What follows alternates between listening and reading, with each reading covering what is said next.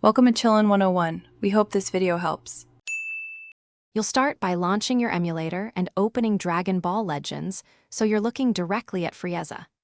Set the emulator to 1920 x 1080 for predictable scale, then position the character in the pose or art view you need. Once the screen is exactly how you want it, hide any HUD or overlays. This prevents extra elements in the capture. You're doing this now because a clean source simplifies cleanup and keeps facial and costume details sharp for the next editing steps. Now capture the frame with the emulator's screenshot or Macos CMD Shift 4 so you have a high-quality PNG. Open that PNG in your chosen editor.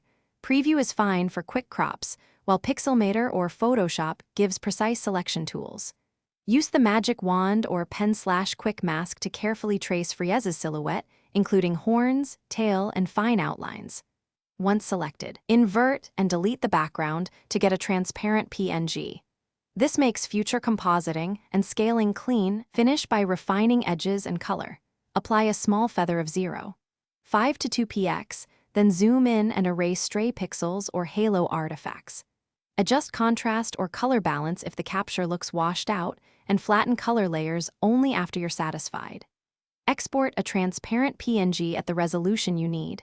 2048 x 2048 is a good high-res choice, and save versioned copies. If the image shows scaling artifacts, recapture using the emulator's native scale or use a vector trace to preserve crisp lines. That single troubleshooting tip fixes most quality issues. Thanks for watching. Consider subscribing if we helped you.